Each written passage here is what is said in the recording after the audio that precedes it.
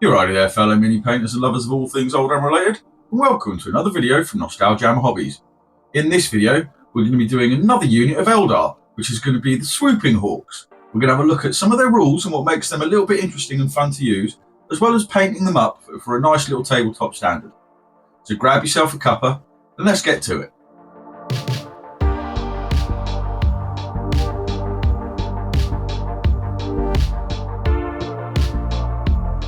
The Swooping Hawks take their name from the wild hunting birds of the Eldar myths that they are portrayed as birds of vengeance and retribution.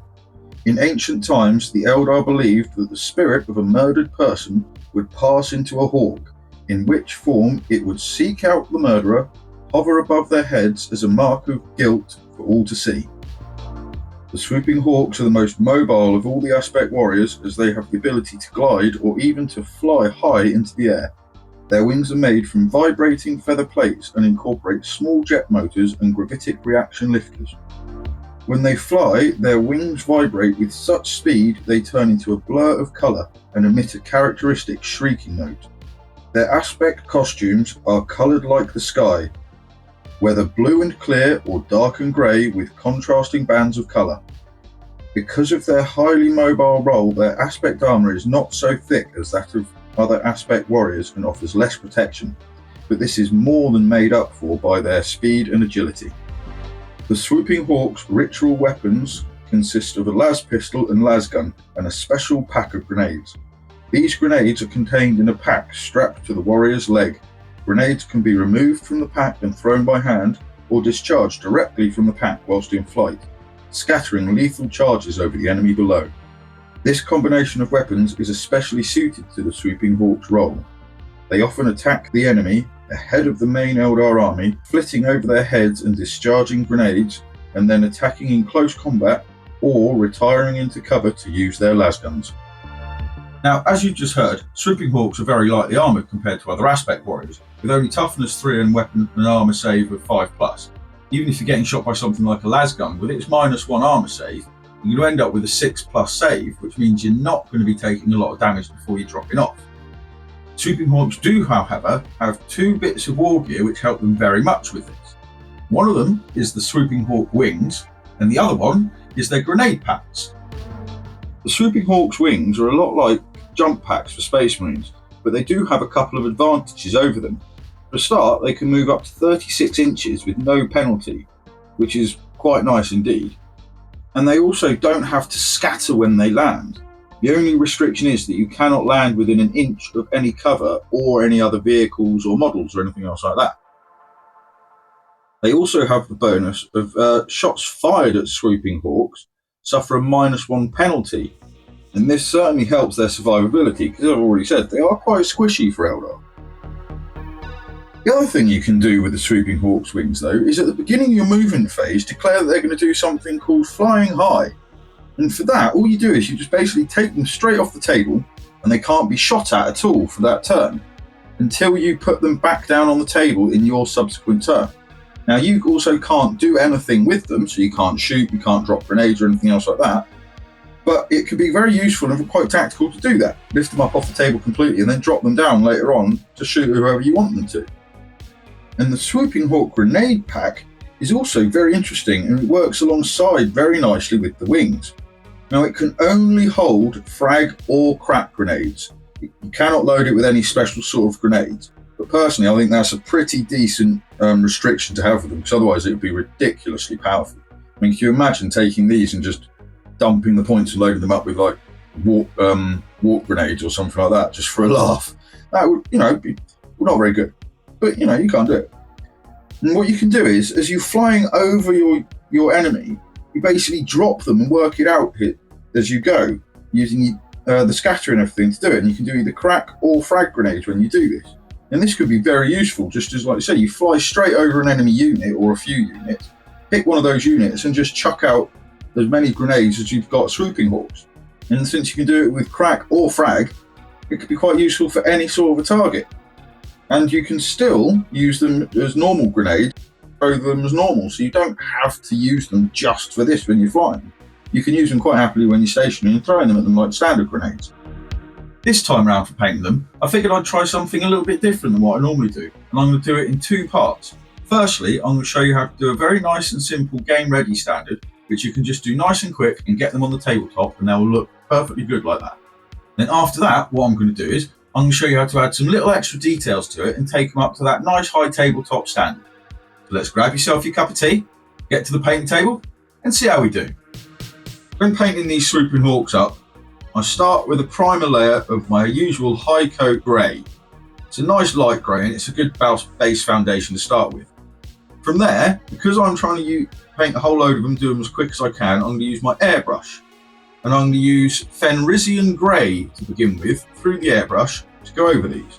Using an airbrush to do your base coats is quite handy because it helps to speed the process up quite nicely. But you're also still going to want to do at least 2 or 3 thin coats of it, the same as when you do a paintbrush. So in between each coat, where the paint is quite thin, it's a real handy idea to have a hairdryer handy, and you can just quickly dry them off in between each coat. And doing it this way in successive layers, building it up, is exactly the same way as you would do it with a paintbrush. And it helps to dry it out as you do, so it keeps the coats nice and thin. Over the Fenrisian Grey, I'm actually going to use a contrast paint as a wash, and that's going to be Griff Charger Grey. And just basically apply this all over as you would any other wash, just not as thickly as you would as if it was a contrast paint. So use it as like I say, sort of a mix between a wash and a glaze to help tint the surface and darken the recesses. And watch it the whole time whilst you're doing this, just in case you get any of the puddling and pooling. For the placement of the other colours on this model, I'm going to do something a little bit different than what's in the codex. And to begin with, what I'm going to do is I'm going to do the black areas. And that is just going to be this inner row of feathers here, as well as also his entire lascam. And if there's any other areas that you fancy doing in black, feel free to do it. The only other little bit I'm going to prime in black is these little tubes on the back of his helmet. Next up, because I'm doing this army as same hand themed, I'm going to want to do a mix of white and green in places. So in preparation for that, I'm actually going to base coat any areas that I'm going to have white in Wraithbone to begin with. And the areas that I am choosing to add the white and the green in is these wingtips here, and I'm also going to do the front of his helmet, specifically the part that looks like a beak, or rather looks like it's supposed to be the beak. Once the Wraithbone has dried, I'm going to go over that with contrast paints Apothecary White, and this is going to take it up to where it's a white that's alright for a very rapid tabletop. After that, I'm going to do all of the gold areas in Retributor Armour. And for that, I'm going to be doing, much like the Codex colours, where I'm going to be doing part of the gun in gold, as well as a load of the jewel surrounds, as well as some other little details. I am also going to do his grenade dispenser gold. After I've done the gold, I'm going to continue on with the other metallics, which for this colour scheme is only a little bit of lead belcher. There's not very many areas for me to do this on my colour scheme. Just a couple of details on the las gun and a couple of pipes around the actual Swooping Hawk himself. Next up, I'm going to paint the leather pouches and gun holsters that these guys have. For that, I'm going to use a nice warm brown for that, and it's going to be Mournfang brown. Next up, I'm going to start painting the gems, and I'm going to do those a mix of red and greens. And for the red ones, I'm going to use a base colour of Wazdaka Red. And for the green gems, I'm going to use a base of Caliban Green. For the Swooping Hawks eye lenses, I'm going to use Uriel Yellow. And then the final base colour to do is going to be the greens, which is going to be Warpstone Glow. And for that, what I'm going to do is the bulk of his helmet, except for the beak part, which I've done white, as well as alternate feathers, where I've done them white as well. So it'll be white and green striped feathers. And it's just a case of building up this over a few thin coats, get as nice and smooth a coat as you can. And once I've done that one, that is actually the base colours for this one, for these ones, done. Next up, we're going to do some quick washes. For that, I'm going to start with the gold, and I'm going to use Reichland Flesh Shade. After that, I'm then going to do the couple of silvery metallic areas with Nuln Oil. And I'm also going to very carefully pick out the little holes in the beaky part of his helmet. Then over any of the areas that you've done in leather, I'm going to use Agrax Earthshade. On the yellow eye lenses, I'm going to use Contrast Paints Eandon Yellow as a wash. And I'm just going to guide that into the actual eye lens itself. And then to finish off with the washes, over all the green areas, I'm going to use Biel-Tan Green. And here we have them with the green bases done. And at this level they look pretty decent and they're not too bad at all to go on the tabletop. So if you wanted to, you could just leave them here and be perfectly happy with them. What we're going to do now is we're going to take them back to the tabletop and we're going to do a little bit of layering to it to bring them back up to being a bit brighter, and then add some edge highlights and a couple of little highlights on some of the gems to finish them off and take them up to that little bit extra. So if you'd like to, let's go back to the painting table and finish these off. The first step in brightening these guys up is to go back to Fenrisian Grey, and I'm just going to layer this over the armour, over any of the armour panels that it's got, as well as the fabric that's underneath it, and we're just going to leave the recesses darker. I'm going to take a couple of coats to get this to a nice smooth finish, but it will add quite a nice level of brightness. Once we've finished relayering the Fenrisian Grey, I'm going to go in and edge highlight it with Blue Horror. And this one is going to be just a simple matter of picking out the edges of any of the armour panels that they've got. And then where there are wrinkles on the material, all I do is I just pick out the actual main part of the wrinkle itself. And there we go, that's all we're going to do for the armour. And that's brightened it up quite a bit from what it was. The next one I'm going to do is the brown ammo pouches and weapon holsters. For that, I'm going to start by going back to Mournfang Brown and just layering it up whilst trying to leave the areas that are dark. And after I've done that, I'm going to go in and edge highlight with Scrag Brown. After the brown, I'm going to start doing the white. And to begin with, I'm going to go in with Corax White and just layer in over all the feathers and over the little bit of the mask. And again, I'm just going to be careful to try and leave as much of that apothecary white in the recesses visible as possible. After the Corax White's been done, I'm then going to use some pure white as an edge highlight.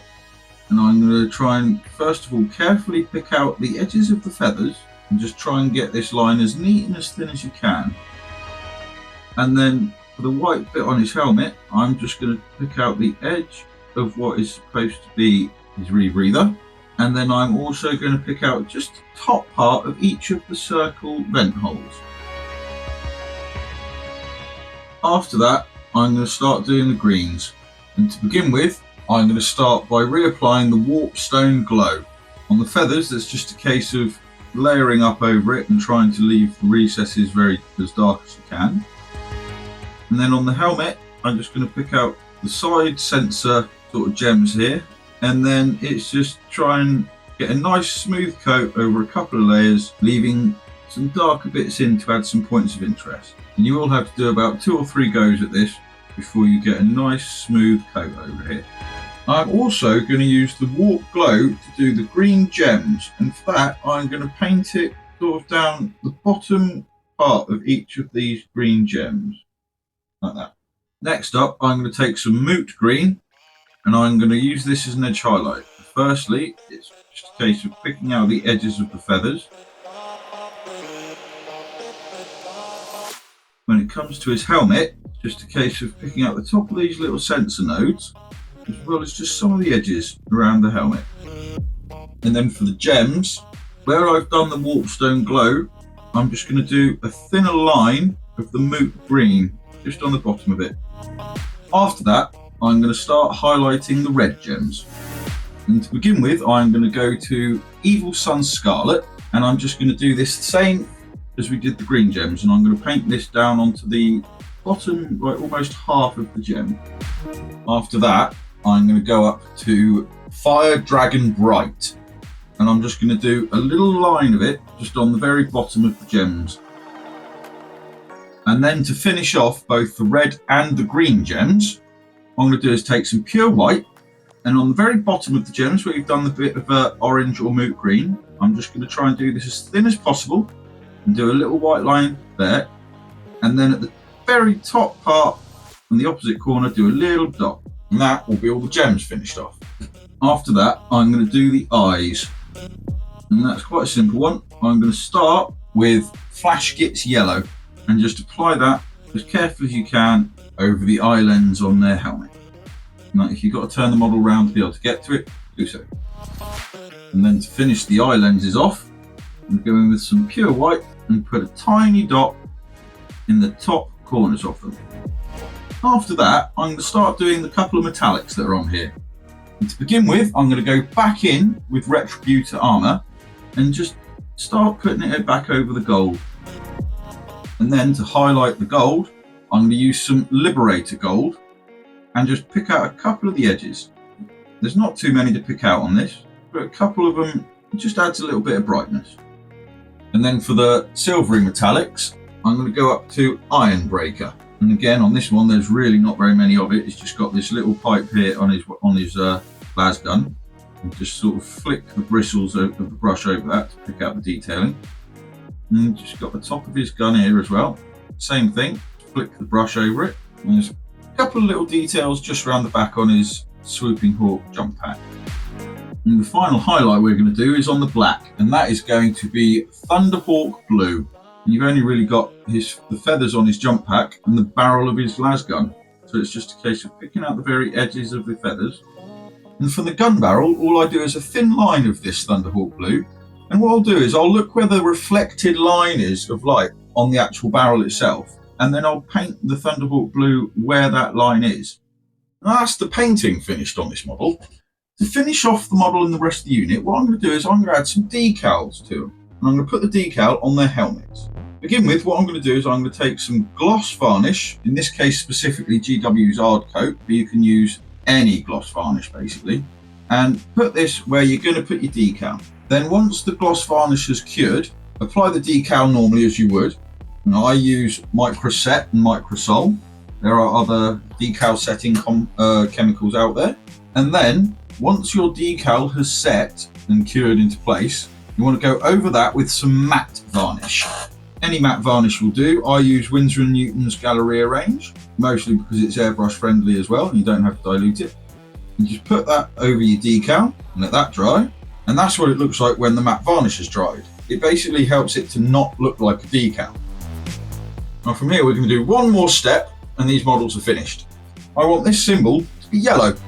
So what I'm going to do is go back to the Flash Gits Yellow, and with a nice thin brush, I'm using a size 0 from Green Stuff World. I'm going to, as carefully as I can, try and trace over this Swooping Hawk symbol. And doing this, it's just a case of as carefully as you can, and with as little paint on the brush as possible, just trace over it. And thankfully, this is all straight lines. So it's if you try and angle it so that you can always be drawing the brush down towards you, with a bit of time and care, you can get these to look really good. And there we go. Yellow goes over the black fairly well. And here they are, all finished up and ready for the table. Unfortunately, my turntable's broken, so we're going to have to do the final brand reveal for these ones like this. But I have to say, I'm very pleased with them. They have a certain Biel-Tan ring to them, where they've got that nice bit of green and white on there. And that decal on the helmet, where it's been repainted yellow, has worked out very nicely.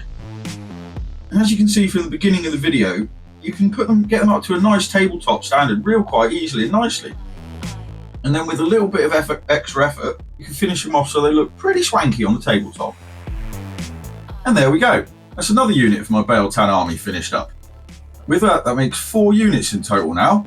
And I'm quite pleased with how it's coming along so far. And there's a few more units in the pipelines ready to come along. And there's also a whole load in the future as well with some orcs and some more chaos. So I hope you're enjoying what's coming along, and I hope you'll be around later on for what's going to come in the future. I would also like to apologise for the length of time in between videos. I'm hoping to get better at this, and with any luck, I will. If you go down to the description below, there's a link to a couple of things, including my website, where you can go and have a look at some galleries and some price lists if you ever fancy a commission being done. And with that, I would just like to say, stay smiling, keep the old hammer alive, and I'll see you soon.